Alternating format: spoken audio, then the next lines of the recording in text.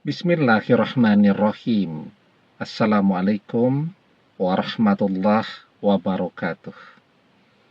Bapak-bapak, ibu-ibu, mas-mas, mbak-mbak, khususnya adik-adikku sekalian yang dirahmati Allah dimanapun Anda berada. Kembali di Iip Channel bersama saya Iip Wijayanto. Kali ini kita akan membahas tema membencimu, tanda mantan stres selalu teringat kamu. Ya, jadi mantan kelihatan sangat membenci kita. Orang nih ya berpisah, ingin melupakan, cara yang paling banyak dipilih adalah dengan cara membenci. Jadi ada dua cara tuh yang sangat populer. Segera mencari pengganti.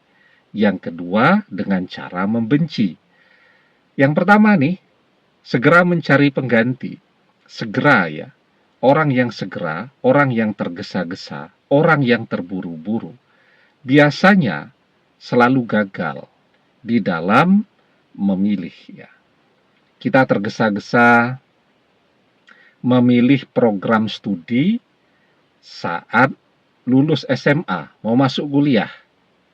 Ujung-ujungnya menyesal karena ternyata di dalam perjalanannya kita merasa tidak berbakat di dalam program studi yang kita tekuni tadi ya. Kita membeli barang nih ya. Kalau kita belanja online kan biasanya kita lihat tuh spesifikasi barangnya seperti apa. Kita lihat video tutorialnya, oh seperti itu. Apalagi yang kita lihat komen ya, kalau komennya bagus, begitu puas dengan barangnya dan berfungsi dengan baik, karena banyak juga komen, cuman barangnya sudah sampai, packingnya bagus, tetapi tidak ada testimoni ya, tentang barang tadi bisa berfungsi seperti apa yang diiklankan. Nah, biasanya itu tuh yang kita lihat ya. Oh, ini testimoninya bagus, barangnya bagus, maka kita membeli. Tapi kan tidak bisa tergesa-gesa.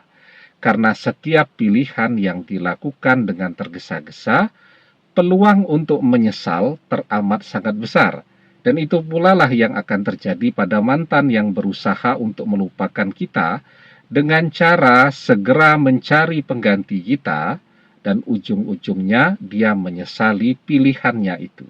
Pengen mendapatkan seseorang yang lebih baik, lebih segalanya dari kita, ternyata yang dia temukan hanya kekecewaan. Ya, nah, yang kedua dengan cara membenci. Orang membenci nih ya, capek. Kita punya teman yang kita benci, capek banget tuh, kita kepikiran dia terus. Ya, mau papasan nih, dari jauh saja, akan papasan dengan orang yang kita benci, itu rasanya sudah tidak enak banget tuh. Karena itu membenci itu sesuatu yang melelahkan. Apalagi pada diri kita sesungguhnya tidak ada sesuatu pun yang layak untuk dibenci. Kita baik kepada dia, kita memberikan apapun yang dia minta, kita mencintainya dengan tulus, kita setia kepada dia, dan kita selalu mengutamakan dia daripada diri kita sendiri. Kita lebih baik tidak makan, yang penting dia makan. Kan seperti itu. Tidak ada yang layak dari diri kita untuk dia benci. Karena itu apa yang dia lakukan? Dia nyari-nyari. Namanya orang nyari-nyari, kan jadi kepikiran terus tuh. Kalau tidak ketemu, akhirnya dia berkhayal. Ya, dia berhalusinasi, dia berimajinasi. Seakan-akan kita ini tidak baik, kita ini tidak setia, kita ini pelit, kita ini menyia-nyiakan dia, dan seterusnya. Padahal itu kan tidak ada. Dia berkhayal terus ya. Kan jadi kepikiran kita juga. Pikirannya ya bisa dia rekayasa. Jadi pikiran itu bisa merekayasa. Sesuatu yang ada bisa jadi tidak ada di dalam pikiran kita, yang tidak ada bisa jadi diada-adakan. Nah, itu pikiran tuh. Tetapi kan hati tidak seperti itu. Pikiran ya memaksa hati untuk membenci kita, hatinya tidak mau.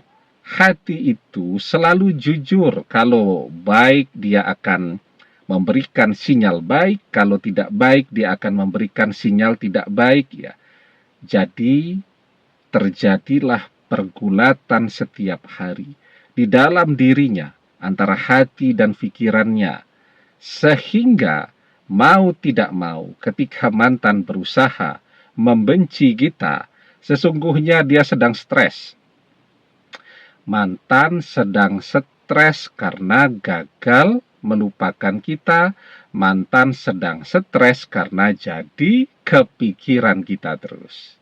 Itu yang terjadi pada mantan ketika dia berusaha membenci kita. Karena itu ketika mantan menunjukkan kebenciannya, jangan bersedih. Karena sesungguhnya orang yang membenci itu akan selalu memikirkan orang yang dia benci. Kalau dia berusaha untuk membenci kita, otomatis dia akan kepikiran kita terus. Karena terjadi pergolakan batin, gejolak batin, maka dia jadi tambah stres ya. Nah, tapi sebelum kita bahas lagi lebih jauh, jangan lupa yang belum subscribe untuk memencet tombol subscribe dan menyalakan lonceng notifikasi agar Anda selalu mendapatkan pemberitahuan video-video terbaru dari channel kesayangan kita ini. Dengan subscribe, doa-doa kita selalu terhubung sehingga kita selalu bisa berdoa bersama-sama ya. Dan jangan lupa subscribe itu gratis ya. Nah, sekarang ya, yang harus kita ketahui ketika orang membenci, maka tidak akan lama lagi dia akan mencintai orang yang dia benci. Kenapa demikian? Karena membenci itu membuat orang memikirkan terus orang yang dia benci.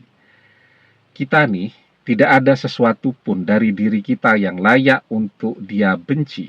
Sehingga ketika dia memikirkan kita, dia mencari-cari, semakin dia cari, justru yang dia temukan adalah kelebihan-kelebihan kita. Semakin dia cari-cari, yang muncul adalah rasa rindunya kepada kita. Karena itu di dalam sebuah hadis kita diajarkan, ahbib habibaka khaunan ma'asa ayakuna bakhidaka yauman ma. Wa abkhid bakhidaka khaunan ma'asa ayakuna habibaka yauman ma. Jika engkau mencintai seseorang, maka cintailah dengan cara yang sederhana, karena bisa jadi orang yang engkau cintai hari ini akan menjadi orang yang paling engkau benci esok hari. Dan jika engkau membenci seseorang, maka bencilah juga dengan cara yang sederhana, karena bisa jadi orang yang engkau benci hari ini esok lusa akan menjadi orang yang paling engkau cintai. Semakin berlebihan cara mantan membenci kita, maka akan semakin berlebihan pula rasa cinta itu muncul dan hadir kembali di dalam hati dan pikirannya. Karena itu ketika mantan membenci kita, abaikan saja. Tunggu waktunya. Ya, ketika rasa benci itu akan bertransformasi, akan berubah menjadi rasa cinta. Rasa benci yang berlebihan akan menjadi cinta yang berlebihan. Ya, demikian. Semoga bermanfaat. Wallahu a'lam bishawab. Billahi taufik wal hidayah. Assalamualaikum warahmatullahi wabarakatuh.